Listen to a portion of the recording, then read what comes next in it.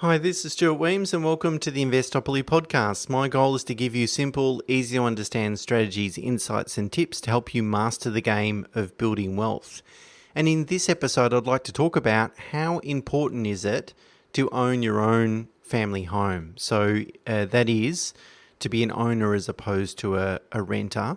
And when I say how important is it, I'm really referring to how important is it from a financial perspective. Because, of course, you as an individual will decide, what are your lifestyle goals. That's not for me as a financial planner to decide on, but really purely from a financial consideration. Of course, in this podcast, that's all I can really talk about because everyone's desires and goals and so forth are different. But, of course, it's always referred to as the great Australian dream. That is owning your own debt-free.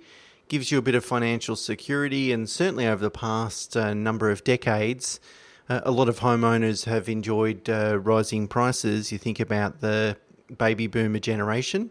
They've accidentally created a lot of wealth in their family home as a result of buying property 20, 30, 40 years ago. So what I wanted to do then is just discuss some of the pros and cons of either renting or owning to sort of uncover or at least highlight some of the common considerations and factors that I think people need to take into account, and certainly some of the common things that I've either thought about myself in my own personal situation or discussed with clients over the last 20 years. So the first point I would like to make is the biggest negative with renting, in my opinion, is that you're not going to utilise the main residence capital gains tax exemption. Now, there's very few things in life that are tax-free. Of course, most of us know that if we make a capital gain on our home, so our own occupy home, we don't pay capital gains tax on that, and that's referred to as the main residence capital gains tax exemption. Now, of course, we don't buy a home necessarily to build wealth. There's lots of considerations that you need to take into account when buying a home, including being close to family, schooling, a lot of lifestyle considerations. However, it can be a great plan B. So that is that if we buy a home in a really good quality area and enjoy a lot of capital growth on a tax-free basis, and everything else goes wrong. Super returns are terrible. We don't have a lot of surplus cash flow, etc., etc. At least in 10 to 20 years' time, you'll have a lot of equity to fall back on in your family home. And as I've spoken about in this podcast previously, is I try to counsel my clients to take an investment lens towards their home purchase where possible. It's not always possible, but quite often the things that make an area investable mean that they tend to have very wide appeal and they're very livable locations. And so for most people, they can tick both boxes. They can buy something that's going to be an otherwise great investment and also then occupy it. And it can be, for a lot of people, their best investment from a returns perspective on an after-tax basis. Now, it is possible to still utilise the main residence exemption and rent. So there's a rule called the 6-year rule, which suggests that if you move out of your primary place of residence and don't claim another property as a primary place of residence, so you go on rent, for example, that you have up to 6 years to still continue to claim that main residence exemption. So, for example, I go and buy a property today. I move into that property and I genuinely occupy it for, say, the next 6 months. I change my electoral role, I have utilities, I'm actually living in that property.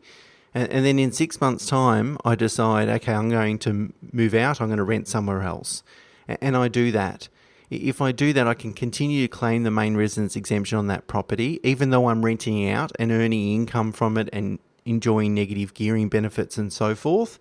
And then before that 6-year period elapses or finishes, if I then go and move back into the property again, and live in it for another 6 months and then move out again, that 6-year period starts once again, or I have to sell it before that 6-year period is up in order to get the main residence exemption.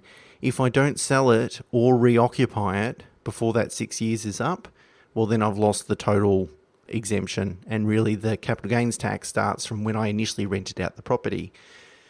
So when considering whether to rent or buy a home, one of the big factors I think that most people should take into account is how we're going to, within our strategy, how we're going to utilise the main residence exemption, because ultimately it gives us one property where we can enjoy hopefully a lot of capital growth and not pay any capital gains tax.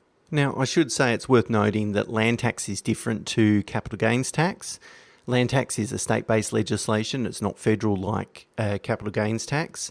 And whilst all states don't charge land tax on a property that you occupy, the capital gains tax rules don't apply with respect to how land tax is levied. So in that situation, that example that I just gave you, I would still have to pay land tax on that property because I'm not genuinely occupying it for that 6-year period. So, of course, in that situation, we can't always utilise the main residence exemption for land tax all the time, but we can potentially utilise it for capital gains tax. And so I don't know if it's a negative with renting, but because you can, as I just explained, you can actually utilise it if you use that 6-year rule. But it's one of the big considerations that, if people say, look, I'm going to rent and I'm never going to own a home, that's fine, but see if you can still work in the main residence exemption into your strategy. Now, the next pro and con I'd like to talk about is what happens if you want to live in a location that wouldn't otherwise make a great investment. As I said at the beginning, I like to counsel my clients to take an investment lens towards their own occupy home purchase. So as I said, they can get good capital growth on a tax-free basis, and it's a great plan B if everything else goes wrong. However, if I've got a client that wants to live in the middle of nowhere and that's not going to make a good investment, then renting as opposed to buying actually might be a better use of equity and cash flow and borrowing capacity and so forth. Now, the next advantage of renting is that you might be able to live in a particular location that you wouldn't be able to otherwise afford to buy in. So firstly, the cash flow costs can be cheaper, but particularly given interest rates have risen so much over the last 12 to 13 months. Of course, renting can be a lot more cost effective than owning, particularly that you don't have to pay for any of the maintenance costs and so forth. And then secondly, you might not have enough equity or borrowing capacity to be able to buy a home in that particular location. So then renting can be a better option. So in that situation, you might be actually better off renting a family home or a home that meets your current needs, and then buying a downsizer property, maybe in that location or as a good a quality location that you can afford. And therefore you rent for that period of time. And then perhaps if you've got a family, you've got kids, when they're older and they've moved out of home, you can stop renting and move into that property that you previously purchased, the smaller property, but albeit still in hopefully a good quality location. And therefore, in that situation, renting can be superior because it accommodates your needs that are necessary for a period of time when your family is relatively young, but you still have some sort of ownership that you can fall back onto. Of course, you need to be careful about living beyond your means with this strategy. So sometimes it's nice to live in a particular location, but not all of us can afford to live in our first choice location. Whether that being renting or owning. And if renting sucks out really too much cash flow and it's not really affordable or reasonable to be spending that much money on accommodation, then you've got to really come to terms with that. Spending beyond your means is never a good idea, and you're always going to have to pay the piper eventually. I mean, you can kick the can down the road, but the consequences will come upon you eventually, so I guess be realistic. Now, another consideration could be if you can actually afford to buy a home in your first choice location, but it gives rise to what you would consider to be too much debt. So that is, you've got the equity and borrowing capacity and cash flow to be able to afford in the location that you really want to live in, but you're worried about, how are we eventually going to be able to repay that loan? Well, it's possible that you could use a sort of downsizing strategy to accommodate that.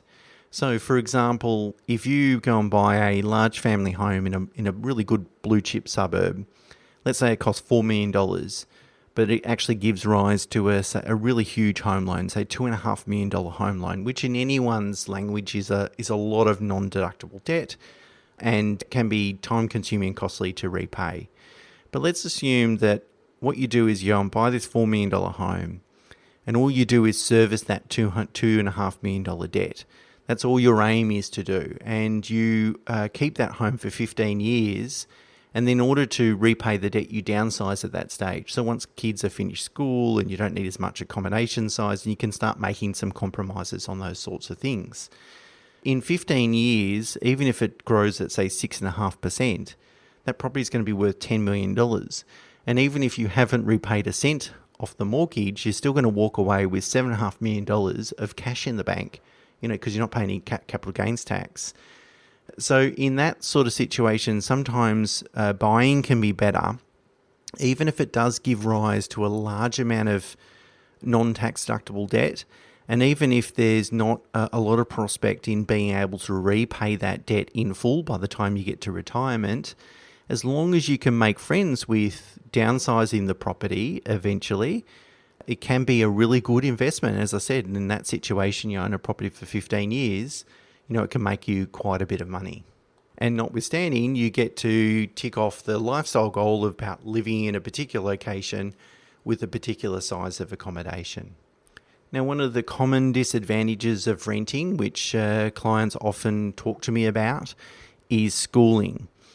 If a client wants to send their kids to a particular school and they need to be in a particular school zone, obviously this is more appropriate if it's a public school, but even private school, just from a locality and convenience perspective, that if they go and rent a property, that if the landlord turns around in 12 months' time and decides to no longer rent that property, they then find themselves in a situation where they've got to go and find comparable accommodation within relatively close proximity where they currently live.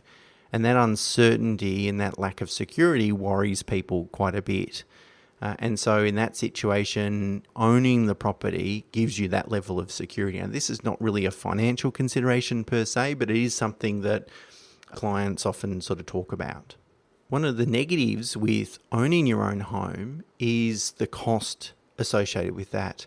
So quite often we think about the cost of owning our home is the loan repayments and the interest, which isn't tax deductible, of course, but also it's very easy to overlook how much we spend on maintenance and improvements and how many trips to Bunnings we make and so forth over the years. So quite often people look at their home and say, oh, I bought it for X and now it's worth Y. And they might just incorrectly assume that all that has just been capital growth. But really over the years, we've been spending money on maintaining the property. And we do it obviously because we want to live in a nice home and we want to make improvements and we want the enjoyment and utility from doing that. But if we look at from a financial perspective, and how much is that property really costing us, and how much growth has come from just organic capital growth versus, maintenance and improvements that we've done over the period of time. And we tend to spend a lot more on our family home than what we would if it was, say, an investment property or so forth. And that just makes sense, right? But I think it's good to be realistic about that and realistic about how much money do you really spend on just making those sorts of improvements that you wouldn't otherwise make, or you would be less tempted to make, of course, if you were a renter. And the final observation that I'd like to leave you with is, and this is really from my experience over the last 20 years of dealing with clients, when a client tells me that they're very comfortable renting indefinitely, like they have no emotional or financial desire to own their own home, I tell myself eventually they're going to change their mind, because in every situation, in every occurrence that's happened over the last 20 years where a client has told me that, in every situation, eventually they've come back to me and said, oh, Stuart, we're not happy renting anymore. We want to buy a home. So every time I develop a strategy, I'm thinking at some point, eventually we're going to need to go and buy a family home, and I need to make sure that the financial strategy accommodates that. So just be realistic. Whilst today you might go, well, look, I'm happy to rent for the rest of my life. I'm telling you, in my experience, at some point you're probably, there's a 99% probability you're going to change your mind. Of course, leave room. There's 1% that maybe you won't. But in my experience, that's the case. And, it depends on where you want to live. So if I know that a client will eventually want to live in a good quality blue chip area, then I just start thinking to myself, the sooner I buy that asset, even if I don't occupy it, But the sooner I buy that asset, the better off I am, because we've got to pay for a home on using after-tax dollars, which is quite expensive, right? We use our savings and our cash flow and so forth. And so we also know that, if I want to buy a home in a blue chip suburb, that it's very likely it's going to cost me a lot more in 10, 20 years from now than what it would today. And all that additional cost needs to come from after-tax dollars. So in that situation, if I know that I'm going to need or want to buy a home in the future and it's going to be in a good quality location, then really the sooner I can buy that property, the better off I will be, or at least it minimises risk within the strategy. However, if you think you want to live, or potentially when you change your mind and you want a home, and that if you think that home is going to be in the middle of nowhere, and maybe the cost won't be so substantial, well then you just need to make sure that you're going to have enough financial resources to be able to afford it. But I think for those people that are thinking of rent investing, renting for the rest of their lives and then just investing elsewhere, just be realistic. I would counsel you to try and be as realistic as possible and really ask yourself, what if we do change our mind? How does our strategy accommodate that?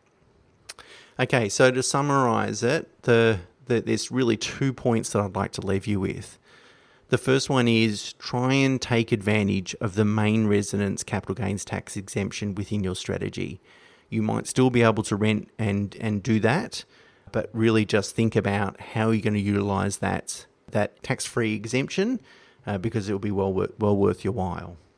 And secondly, as I just discussed, eventually most people will want to own their own home, so just make sure that your strategy will accommodate that, will have enough flexibility to be able to allow you to do that. So to sum it all up, I don't think it's absolutely critical that people need to own their own home. In fact, they can rent for the rest of their lives and financially it can work out. I just think that there's some positives associated with buying in a good quality area, enjoying that tax-free capital growth, enjoying that gearing early on in life to sort of leverage that growth as well. And then there's also some added lifestyle considerations or benefits that go along with it. So I think it would suit most people, but no, I don't think it's absolutely financially critical that you own your own home. Okay, that's it for me for this week. Until next week, bye for now.